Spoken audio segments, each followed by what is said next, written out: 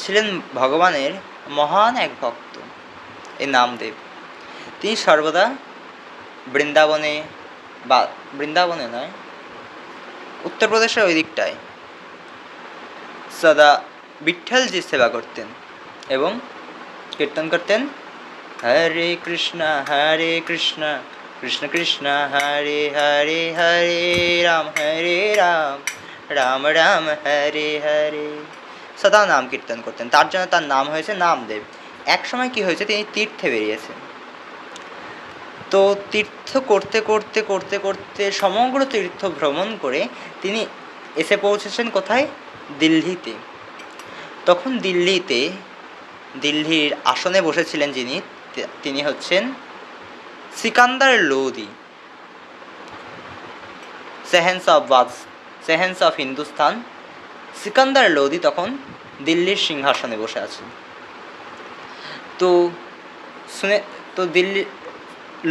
সিকান্দার লোদির কাছে স্বাভাবিকভাবেই খবর পৌঁছেছে যে একজন বিরাট বড় সাধক তিনি ভগবানকে পেয়ে গেছেন, তিনি সাহেবজির দর্শন পেয়েছেন, তিনি ক্ষুধার দর্শন পেয়েছেন।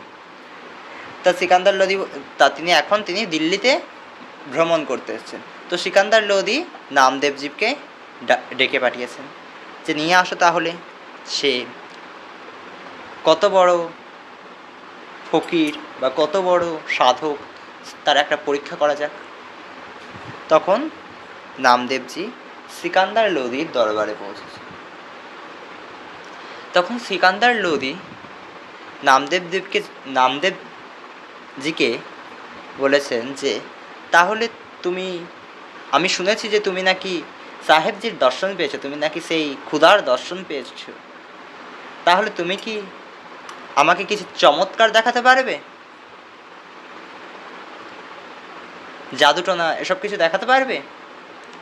তো নামদেবজি স্বাভাবিকভাবেই বলে যে এই সমস্ত আমি বিশ্বাস করি না, আমি এই সমস্ত বিষয়ে পারদর্শিতাও হয়তো নয়, সুতরাং আমি নামকে আশ্রয় করে সেই সাহেবজির দর্শন পেয়েছি, সুতরাং আমি এই নাম ছাড়া আর কিছু বুঝি না, আমি সদা হরিনাম কীর্তনে রত এবং বিঠ্ঠলজির সেবা করি। সিকান্দার লোদি তিনি সেহেন্স অফ হিন্দুস্তান, তো তিনি স্বাভাবিকভাবেই রেগে গেছেন। তখন তিনি কি করেছেন, সঙ্গে সঙ্গে তার সেনাপতিকে আদেশ দিয়েছে একটা গরুকে নিয়ে আসো, এবং গরুকে নিয়ে এসে ওই নামদেবজির সামনে গরুর মস্তক ছেদন করে দিয়েছে, গো হত্যা, এবং তাও আবার নামদেবজির সামনে। তখন নামদেবজি প্রচণ্ড কান্না যে হে ভগবান, তুমি আমাকে এইরকম দৃশ্য দেখালে, আমাকে নিমিত্ত বানালে এই গোহত্যার সামনে, কেন এরূপ কেন? এবং তিনি প্রচণ্ড কেঁদে কেঁদে ভগবানকে ডাকতে থাকে এবং সদা হরিনাম কীর্তন করতে থাকে। এরপরে নামদেবজি কি করে, তিনি